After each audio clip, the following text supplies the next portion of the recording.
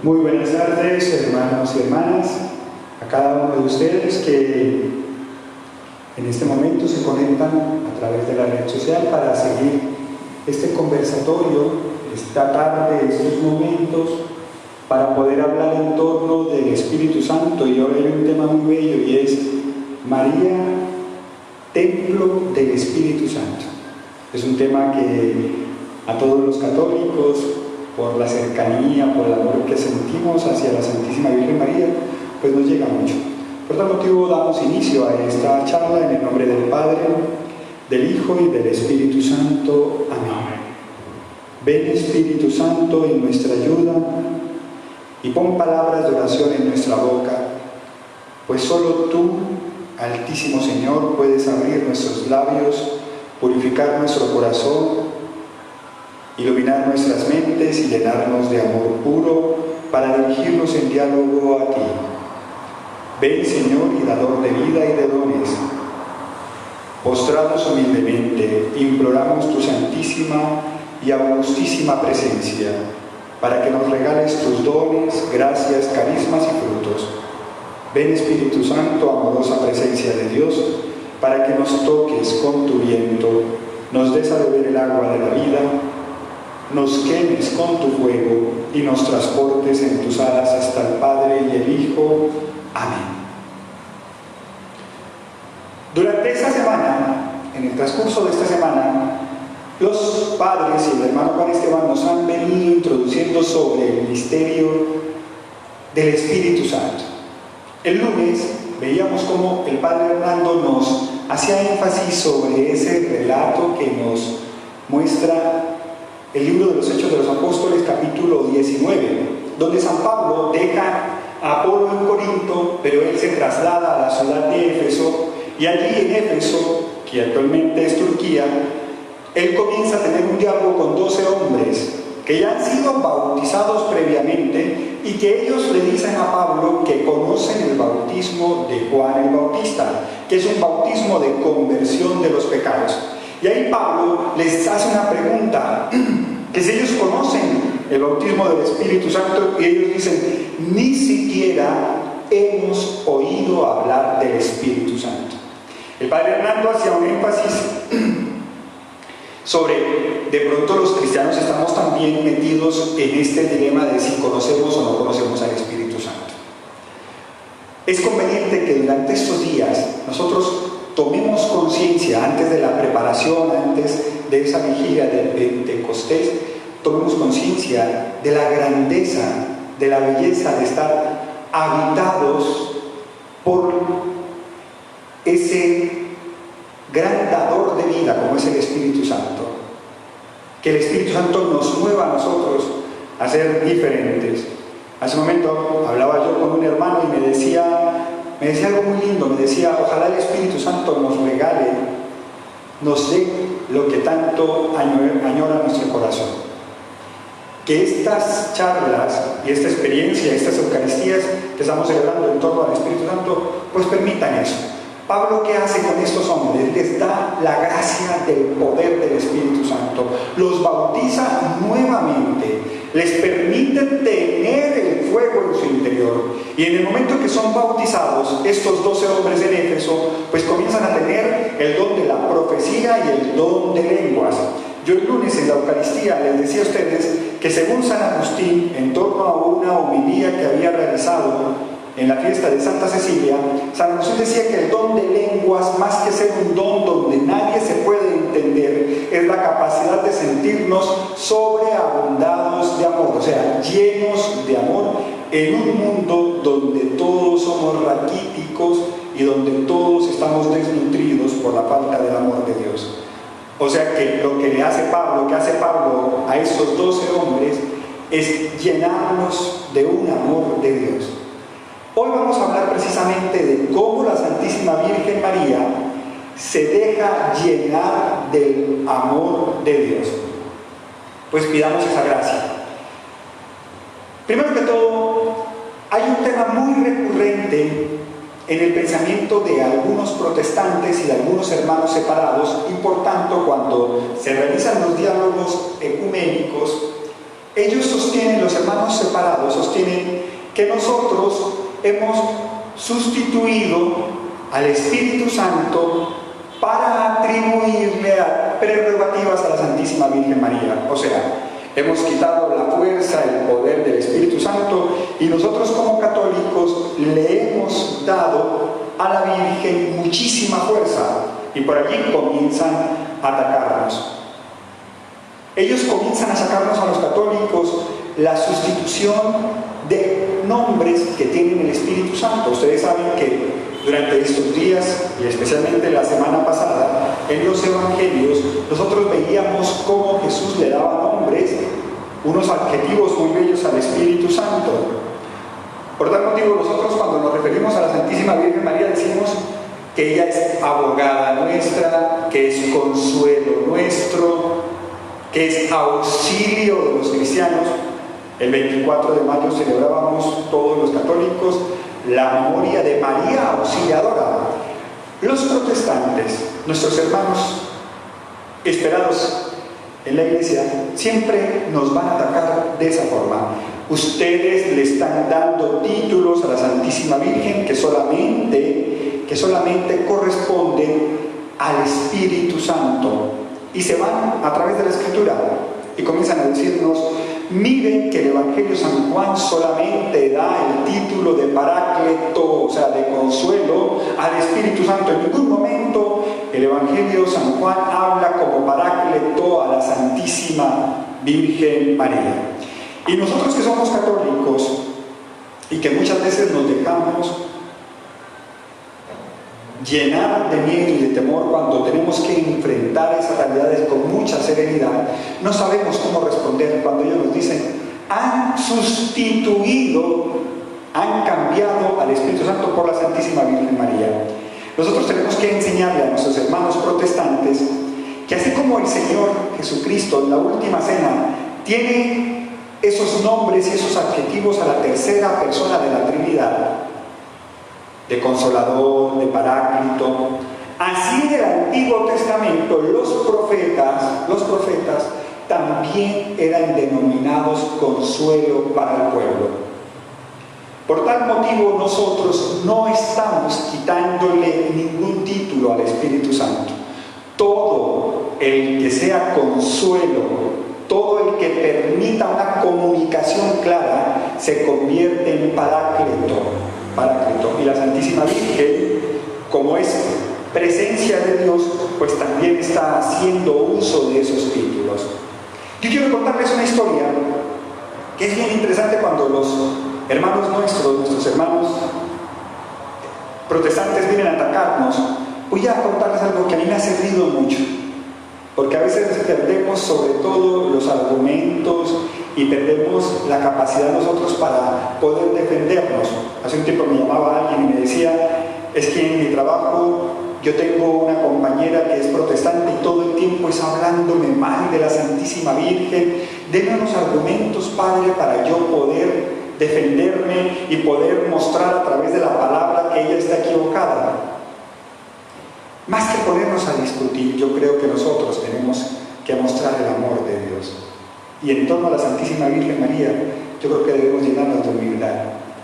Es la historia de San Ignacio de Loyola, recién convertido. Ignacio, que en ese momento se llamaba Íñigo de Loyola, en el año 1522, él sale de su castillo de Loyola y va a emprender un recorrido hasta Barcelona para poder ir a hacer una peregrinación a Nuestra Señora de Montserrat.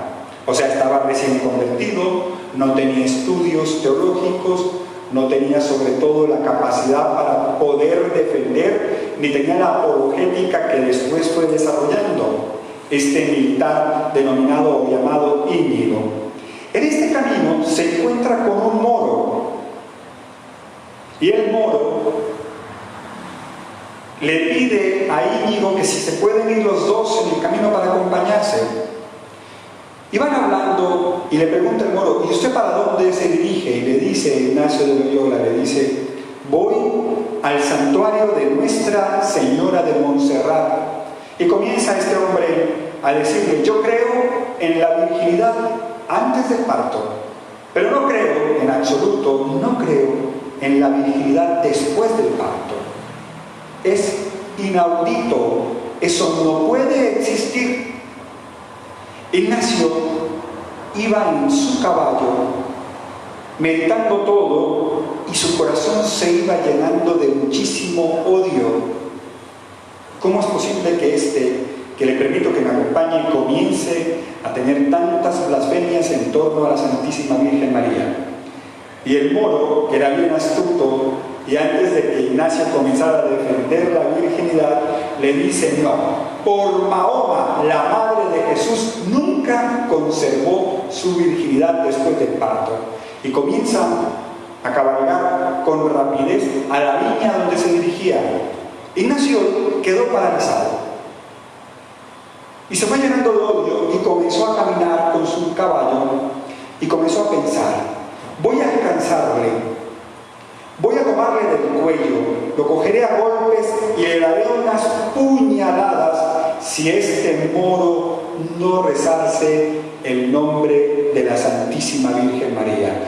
Él tiene que decir que la Santísima Virgen fue virgen durante y después del parto, antes, durante y después del parto. Y estaba lleno de odio, y eso mismo nos sucede a nosotros cuando comenzamos a defender causas. Sin embargo, tuvo un momento de iluminación ante esa blasfemia y dice: cuando el camino se bifurca, el camino más pequeño que conducía, el camino real que conducía a Barcelona, y el camino más amplio que conducía a la viña, a la pequeña ciudad donde se dirigía el moro, Ignacio le dice a Dios, hace una oración desde su ignorancia. Dice: voy a dejar que el caballo tome la decisión. Si el caballo se va hacia Barcelona, le respeto la vida al moro. Pero si el caballo toma la dirección de la viña, Dios estará impulsándome a darle puñaladas. Imagínense ustedes, el militar, el caballero, no había perdido su condición. Y el caballo toma la dirección de Barcelona, la dirección pequeña y angosta. Y por eso evita él quitarle la vida a alguien. Nosotros a veces, y yo quiero decirles a ustedes, a veces nosotros nos dejamos mover mucho por los pensamientos torpes. Más que movernos por eso, dejemos que el Espíritu Santo nos inunde. La Santísima Virgen María, eso es lo que nos quiere mostrar. Cómo vivió llena del Espíritu Santo. Nosotros como religiosos y la Iglesia Católica, durante el día realizamos el Ángelus, la oración del Ángelus, que es una oración muy bella. La hacemos a las 6 de la mañana, al mediodía y a las 6 de la tarde. Hay unos cuadros bellísimos que se han hecho en torno al Ángelus. Hay un cuadro de Millet, el famoso pintor impresionista, donde se ven a dos campesinos que se retiran sus sombreros y al fondo se observa una capilla. Están haciendo el Ángelus a la Santísima Virgen María. Más que ponernos a discutir nosotros,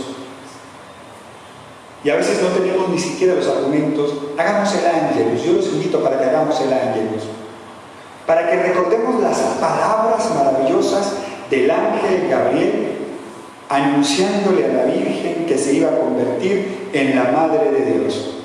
Esa es la mejor forma para contrarrestar cualquier realidad que vengan a ofender a la Virgen.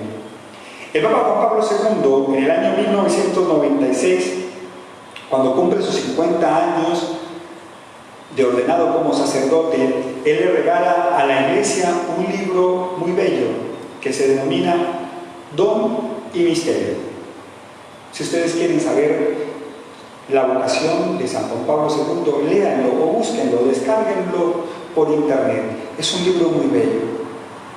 Él habla de cómo nació su vocación, el deseo de querer ser carmelita descalzo en Polonia, pero allí él va a mostrarnos cómo, después de haber leído las obras de Grignon de Montfort, un gran santo que amaba muchísimo a la Santísima Virgen María, cómo cómo Juan Pablo II, después de leer, descubrió la grandeza del Ángelus. Dice, leyendo a Grignion de Montfort, descubrí la grandeza, y dice lo siguiente en Don y Misterio: capté la importancia de las palabras de esta oración. Verdaderamente estas palabras son esenciales, expresan el corazón del acontecimiento más grande sucedido en la historia de la humanidad. Nosotros que rezamos esta oración en la mañana y en la noche, tal vez ni siquiera le tomamos conciencia. Es el acontecimiento más grande de la historia de la humanidad, dice Juan Pablo II. Algo sucedió en ese momento. Imagínense ustedes, cada uno de nosotros, y los historiadores dirán cuál fue el acontecimiento más grande en la humanidad. Unos dirán que fue cuando se creó la rueda, otros cuando el hierro, cuando el ferrocarril, cuando el ser humano sale de la época medieval para ser renacentista, para ser industrial. Cada uno, dentro del modelo histórico, dentro de la línea histórica, dirá cuál fue el momento más importante. Juan Pablo II dice, el más grande sucedió en el Ángelus. Y esto me hace recordar una historia maravillosa de Eisenhower. Eisenhower, aquel presidente número 34 de los Estados Unidos. En la noche del 5 de junio, al amanecer del 6 de junio, se desarrollaba en las costas de Francia, especialmente llegando a Normandía, el desembarque más importante que hasta ahora había acontecido en la humanidad. Y Eisenhower, que era el comandante de 4.000 barcos, 1.000 buques, 3 millones de hombres, 11.000 aviones dispuestos a desembarcarse para poder contrarrestar sobre todo la venida de los alemanes, Eisenhower se encontraba mirando en esa noche del 44 cómo las embarcaciones se dirigían en silencio y con la mínima luz. Se le acerca el secretario personal y en el oído le dice: cierto que estamos ante el momento más importante de la historia general. Y el general Eisenhower se voltea y le dice: no, el día más grande de la historia aconteció un 25 de marzo. Imagínense ustedes, un general militar que después se convertirá en presidente de los Estados Unidos, le dice esa respuesta a este joven. El día más importante de la historia fue el 25 de marzo. O sea, el día en que el ángel Gabriel se acerca a la Santísima Virgen María. Dios ha enviado al ángel como ministro plenipotenciario. Esa palabra es bien interesante. Plenipotenciario implica que viene con todos los poderes para poder anunciarle a la Santísima Virgen María una noticia en la cual ella de ahora en adelante se volverá templo del Espíritu Santo. Por eso es el día más grande. Y Santa Teresita del Niño Jesús, que le gustaba celebrar mucho el 25 de marzo, siempre decía: es el día en que más milagros en el cielo, porque el Dios inmensamente grande, el Dios todopoderoso, el Dios omnipotente, se ha hecho pequeñito en el vientre de María. O sea, que Eisenhower, el Papa Juan Pablo II, no se equivoca en decir que es el día más importante. Hay un cuadro, y con eso permítanme, espero que alcance yo este conversatorio. Hay un cuadro muy lindo en Florencia, que ahora se encuentra en el Museo del Prado en Madrid. Un fraile dominico llamado Fray Angélico lo pintó. Se llama la Anunciación. Dicen que la ciudad con mayor número de anunciaciones en el mundo es Florencia. Que Florencia se convirtió en una pinacoteca donde la gran mayoría de artistas estaban fascinados ante la Anunciación. Fray Angélico, un fraile muy sencillo, se va para el convento más pobre que había en Florencia. En Florencia habían dos conventos: el convento de San Marcos de los dominicos, que era un convento muy prestante, y otro convento más pequeño y más pobre, y él opta por irse a ese convento. Y allí en un retablo realiza este cuadro de la Anunciación. Si quieren lo pueden buscar en Google ahora más tarde, cuando terminemos este conversatorio. Y se encuentra el ángel Gabriel con un rostro, según los críticos de arte, es el rostro más hermoso que se ha hecho sobre el ángel Gabriel. Un rostro juvenil, con mucho respeto, con la cortesía propia de Dios, sin violentar absolutamente a nadie, se encuentra acercándose a la Santísima Virgen María, que tiene sus brazos cruzados en el pecho. Sin embargo, hay algo muy interesante en este cuadro, y es que Fray Angélico coloca una pequeña golondrina allí, cerca de la Santísima Virgen María. Una golondrina que es el único testigo de este momento, según él. Las golondrinas son las encargadas de anunciar la primavera. ¿Qué simboliza eso? Que la flor más hermosa que había existido, como la Santísima Virgen María, de ahora en adelante, gracias a su presencia, nos iba a regalar a cada uno de nosotros la posibilidad de vivir en una primavera constante. Y esta golondrina, que es testigo, se encargará siempre de anunciar que la vida nunca más volverá a ser de invierno, que el Antiguo Testamento de ahora en adelante comenzará a florecer a través de ella. La bella flor, la hermosura de las flores. Permítanme leerles algo en torno a este acontecimiento tan bello como es la Anunciación.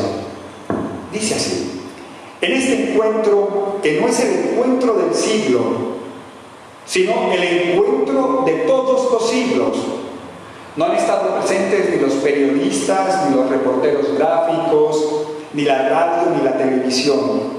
Yo les digo que solamente allí, en este cuadro de Fray Angélico, hay una golondrina pequeña. Acostumbrados a medir la importancia de un acontecimiento por el número de enviados especiales, por la multitud de micrófonos, colocados ante la voz de un portavoz, y por el número de cámaras que registran el evento, este estilo de Dios sí que nos desconcierta. En Nazaret, en el año 1, no hay enviados especiales, ni fotógrafos, ni cronistas, ni micrófonos, ni cámaras de cine, ni montaje televisivo. Por el momento nadie se ha enterado de nada. Sin embargo, el mundo acaba de dar un giro copernicano. Una semilla ha quedado discretamente sembrada en el campo de la historia. Su efecto se notará bastante más tarde. La primavera de la humanidad. Y por eso la golondrina nos va a indicar eso. Cuando llegó la plenitud de los tiempos, envió Dios a su Hijo hecho de mujer. Es el momento culminante de la historia, según la carta de los Hebreos. Sin embargo, allá, en la grande, en la omnipotente, en la poderosa Roma, ni siquiera el emperador se ha enterado de la noticia. Estamos en el año 753 de la fundación de Roma, y Augusto ha llevado el imperio a su apogeo. 12 años antes ha sido nombrado pontífice máximo, y 3 después había elegido el altar de la paz. Efectivamente había conseguido la paz en el interior y en todas las fronteras de su dilatado imperio. Pero Jesús iba a nacer para hacer la paz en el mundo. permítanme en estos minutos que me quedan mostrarles a ustedes la grandeza de este acontecimiento de la Anunciación. El más grande de la historia, no lo vayan a olvidar, no lo olviden nunca. ¿Y por qué fue el más grande? Porque en ese momento el Espíritu Santo hace que la Virgen de ahora en adelante sea templo de Él. Hay una particularidad muy bella, y es que dentro de las iconografías que existen de la Santísima Virgen María en América Latina, especialmente, no en Europa, ni en Asia, ni en África, vemos una particularidad de cómo los indígenas o cómo los mestizos comenzamos a pintar la imagen de la Virgen. De pronto, si ustedes tienen la posibilidad de ir a algún museo latinoamericano nuestro, descubrirán que la Virgen tiene la forma de un triángulo gordo, ampuloso, forma de las montañas de los Andes. Los indígenas que adoraban las montañas, el sol, las estrellas y la luna, de ahora en adelante van a tomar a la Santísima Virgen María con este modelo de pirámide o de montaña. Yo diría como modelo, como prototipo del templo en el que nosotros, o tienda en el que nosotros nos podemos meter, donde nosotros podemos estar. ¿Qué sucede? En el año 1964, la Iglesia se reúne para hacer el Gran Concilio, este concilio que fue llamado el Concilio de Vaticano II. 4 constituciones se redactan en este concilio, 4, dogmáticas, fuertes. Dentro de esas 4 constituciones, Pablo VI tenía una preocupación por el excesivo, digamos, podríamos decir, protagonismo que nosotros le habíamos dado a la Santísima Virgen María, desplazando sobre todo a Jesucristo, a nuestro Señor Jesucristo y al Espíritu Santo. Por eso, en la Lumen Gentium, que es una de las 4 constituciones, en el numeral 7 de la Lumen Gentium, se hace un énfasis particular de cómo los católicos debemos tener la devoción de la Santísima Virgen María. Y magistralmente, los grandes teólogos de ese tiempo hacen que el Espíritu Santo comience a tener el protagonismo que se necesita. ¿Qué se necesitaba? Que hubiese una mesura y un equilibrio para colocar a la Santísima Virgen María en el lugar correcto, tanto en el misterio de Cristo como en el de la Iglesia. María es la madre del Verbo encarnado y colabora en una forma singular y única en la misión redentora. Colabora en una misión redentora. ¿Qué decían los grandes teólogos? Que había un excesivo mariocentrismo y un indebido neumatocentrismo, o sea, la Virgen Santísima demasiado exaltada y el Espíritu Santo reducido. Por eso el capítulo 7 de la Lumen Gentium nos va a mostrar 10 puntos en los que la Santísima Virgen María comienza a ser importante. Yo les invito, cuando tengan tiempo, puedan leer esos puntos maravillosos. Eso fue en el año 64. Pero en el año 1965 se realiza en la ciudad de Roma un congreso mariológico y mariano. Ya se habían realizado 2 congresos sobre la Santísima Virgen María, el primero en Lisboa y el segundo en Zagreb, en Croacia. Y de esos 2 congresos de mariología, que habían tenido ya el antecedente del año 64 con la Lumen Gentium, comienza a haber una preocupación, pero sobre todo unas reflexiones absolutamente bellas en torno a la Santísima Virgen María. Ese congreso mariológico realizado en Roma en el año 75 se enfocó especialmente en la devoción de la Santísima Virgen María desde el siglo XII al siglo XV y comenzó a tener una importancia sobre todo en la experiencia del Espíritu Santo. Pablo VI envía una carta, finalizando ya el congreso, una carta muy bella, y él dirá lo siguiente: ¿y por qué todo esto? ¿Por qué se realiza este congreso? Porque María es la llena de gracia, la llena del Espíritu Santo, cuya luz se refleja en ella con incomparable esplendor. Tenemos que mirar a María y tenemos que descubrir al Espíritu morando en ella. Así termina la carta de ese año del Congreso Mariológico. Antes de acceder al tema central de la carta, entre las relaciones del Espíritu Santo y la Virgen, Pablo VI sale en contra o sale a defender las objeciones de algunos hermanos separados y de algunos católicos que decían que nosotros teníamos una devoción exagerada a la Santísima Virgen María. Nosotros debemos también descubrir que debemos mirar a la Santísima Virgen María como la presencia, como la obediente, como la que es capaz de asumir el proyecto de Dios. Así como lo asumió aquel día en la Anunciación. Pero permítanme mirar un poco lo que Pablo VI nos va a regalar en ese congreso mariológico, que es algo muy lindo. Dice así: la parte central de la carta muestra la influencia del Espíritu Santo en los momentos principales de la Santísima Virgen María. Pregúntense ustedes qué momentos importantes tuvo la Santísima Virgen María movida por el Espíritu Santo. Vamos a mirarlos.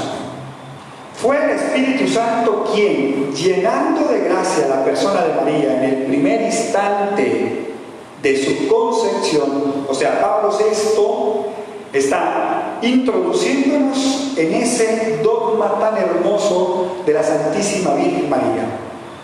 En el mismo momento de la concepción, la redimió en lo más sublime, en previsión de los méritos de Cristo, Salvador del género humano, haciéndola inmaculada.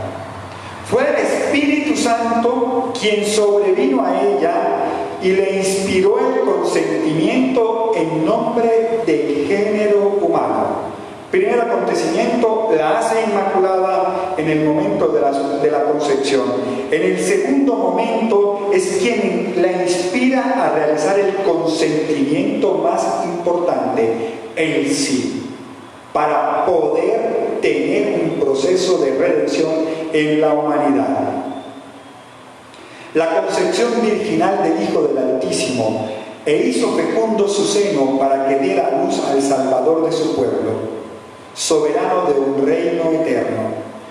Fue también el Espíritu Santo quien inflamó su ánimo y reconocimiento, estimulándola así a entonar a Dios, su Salvador, el cántico del Magnificat, cuando se encuentra con su prima Isabel.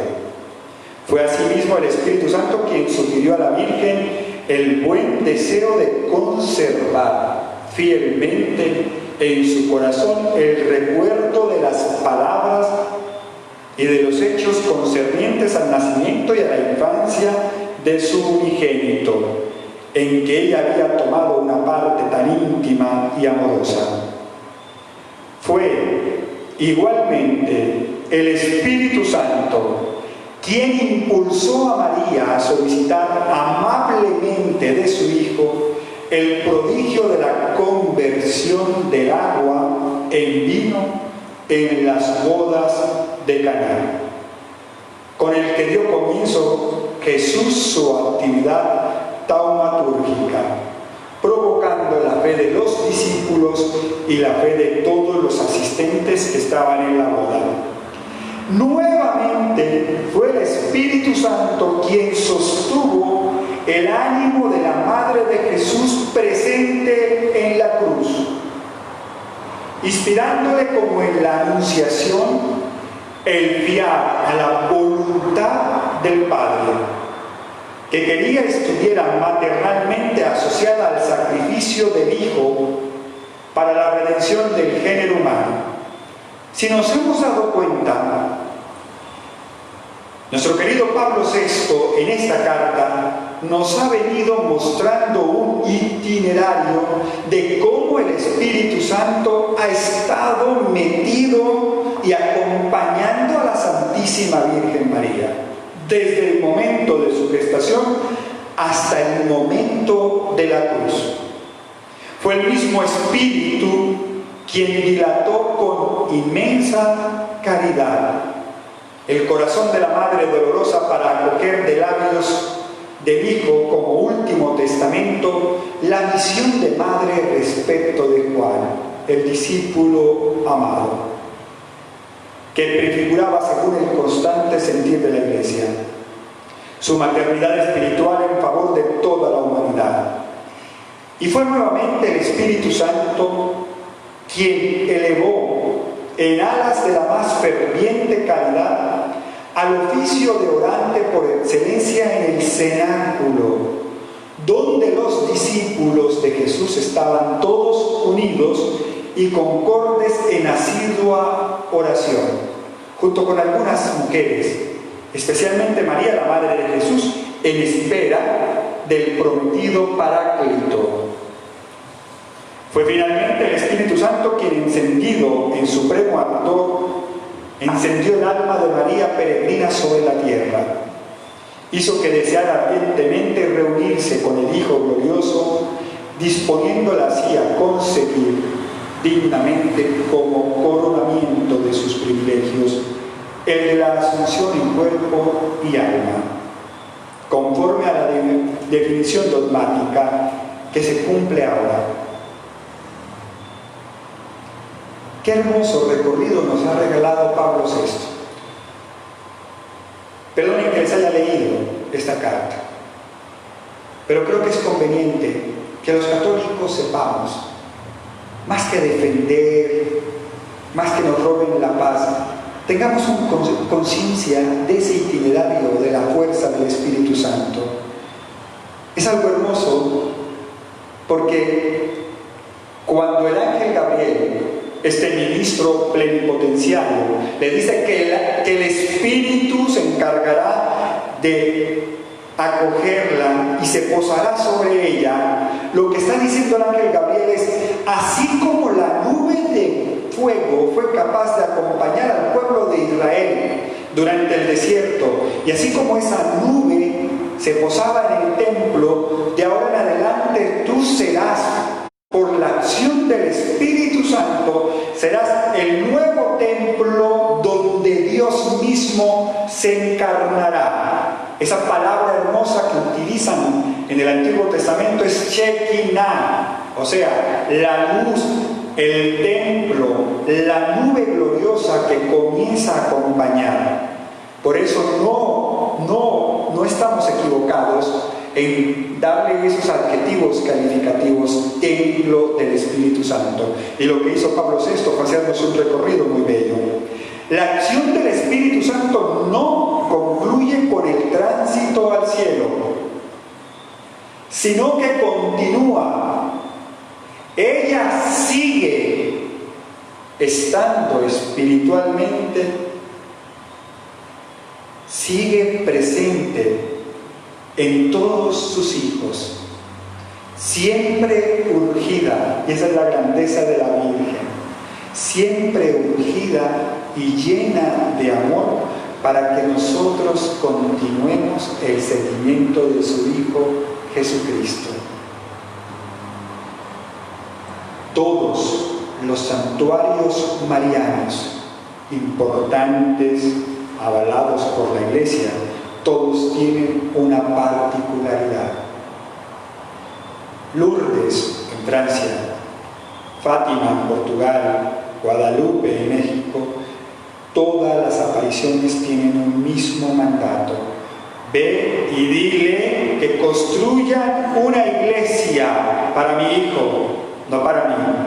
Ella no dice, no me construyan a mí, para que haya Eucaristía, para que haya el proceso de la salvación. La Santísima Virgen María, templo del Espíritu Santo, hace que nosotros nos enamoremos locamente de su Hijo Jesucristo. Después de la Anunciación, después de estar llena la Santísima Virgen María del Espíritu Santo, que es la grandeza, o sea, se vuelve templo en el momento en que este ángel le dice, y ella pronuncia el consentimiento, dice sí. Cuando ella dice sí, es capaz de salir. Y el Evangelio de San Lucas nos relata algo maravilloso. Sale deprisa. Cuando nosotros estamos llenos del Espíritu Santo, y esto nos lo enseña la Santísima Virgen María, nosotros no caminamos con lentitud. Una persona llena del Espíritu Santo nunca podrá caminar con lentitud. El Espíritu Santo nos inflama en amor, y el amor nos hace ser veloces por el otro. La Virgen no se queda llena de prerrogativas, no se queda diciendo de ahora en adelante seré la Madre de Dios, de ahora en adelante yo tendré que tener estos privilegios, de ahora en adelante yo tendré que vivir llena sobre todo de unas realidades de riquezas. Sale llena del amor y se convierte en empleada del servicio. Estar llenos y ser templos del Espíritu Santo es tener la capacidad de volverme servidor del otro. Que nunca se nos vaya a olvidar eso. La Santísima Virgen María nos da ejemplo. Ella, templo de Dios, templo del Espíritu, se encamina por lugares muy peligrosos para irse a trabajar ante su prima Isabel, con su prima Isabel, que se encontraba en los últimos meses de su embarazo. Y es allí, cuando se encuentra con Isabel, donde la fuerza del Espíritu de la Santísima Virgen María hace que Isabel se llene del Espíritu Santo. Una de las características que nosotros podemos descubrir en torno a este Evangelio de la Visitación es que si yo estoy movido de amor por el Espíritu Santo, yo no puedo generarle a los demás sentimientos de tristeza, yo no puedo generar sentimientos de desesperanza, yo no puedo generar a los otros desilusión. Yo tengo que aportar lo que aporta la Santísima Virgen María, y es la capacidad de que el otro se insulte, se alegre, se llene de motivaciones, que el otro grite y tenga una ilusión. Tanto motivaba el Evangelio de la Visitación a San Francisco de Sales, que cuando San Francisco de Sales constituye esta comunidad femenina contemplativa, él diría: quiero que mis hijas tengan las características de María y de Isabel. Quiero que mis hijas estén llenas, desbordantes, y que tengan la capacidad de entrar en el corazón del otro para sanarlo. Miren ustedes la grandeza. La Santísima Virgen María, movida por el Espíritu Santo, se va a trabajar y da ese hermoso himno, el Magnífica, donde se desborda de amor y comienza a alabar a Dios. Todas las generaciones le dirán: bienaventurada a la Santísima Virgen María. En el año 1937, y con esto culmino porque ya el tiempo se me cumplió, hubo en París el famoso encuentro de arte. Y había en París dos salones muy importantes: el salón de los alemanes y el salón de los rusos. Para que tengamos en cuenta aquella expresión: todas las generaciones me dirán bienaventurada. Esta jovencita de 16 años, movida por el Espíritu Santo, se había vuelto profeta. Y en ese año, en el 37, donde se estaban moviendo las nuevas tendencias en el arte y las nuevas tendencias en la arquitectura, los alemanes llevaron una escultura monumental, unos hombres desnudos, corpulentos, mostrando la raza aria, la grandeza y la fortaleza. Y estos dos hombres que se encontraban desnudos estaban empuñando la bandera nazi, como diciendo: nadie podrá quitarnos a nosotros el poder del mundo. Y frente a este salón se encontraban los rusos, que en ese momento tenían mucha fuerza, y que en el año 89, con la caída del muro de Berlín, pues se destronó el poderío. Ellos tenían una escultura igual de grande de un hombre con un martillo y una mujer con una hoz. O sea, el trabajo de ahora en adelante será lo que va a representar a la sociedad. Allí, en un salón pequeño, se encontraba la escultura o la obra de arte que había realizado Roma. Y era una imagen de 7 metros de la Santísima Virgen María, ofreciendo al mundo, ofreciendo su Hijo al mundo. Como nos encontrábamos en una época donde la Iglesia siempre estaba olvidada, olvidaron la imagen, olvidaron todo. Y si nos damos cuenta, la historia nos demuestra que ese acontecimiento que sucedió en Nazaret, donde una jovencita se llena del Espíritu Santo, sigue una línea transversal mostrándonos que todavía hoy ella es la bienaventurada de todos los pueblos. Pues bien, todo el mundo se olvidó de la escultura nazi y de la escultura rusa. Todos se olvidaron de ella. En el año 88, un grupo de católicos franceses van a buscar esta escultura de la Santísima Virgen María, de 7 metros, en bronce. La rescatan, la restauran y la colocan en una avenida principal de París. Ahí está la Santísima Virgen María, como diciéndonos: muchas cosas pasarán. Yo, la humilde, la que fue esclava del Señor, la que se convirtió en templo del Espíritu Santo, la que permitió que el Hijo se encarnara, el mismo Dios se encarnara, yo seguiré iluminando los caminos de mis hijos. Pidámosle a la Virgen que nunca nos abandone. Se termina el mes de mayo. Que la Santísima Virgen María nos enseñe sobre todo a dar el sí, a dejarnos inundar del Espíritu Santo y a quitar tanta arrogancia que lastima a los demás. Así sea. En el nombre del Padre, del Hijo y del Espíritu Santo. Amén. Que todos tengan muy buena tarde y los invitamos ahora a las 6 para celebrar la Santa Eucaristía.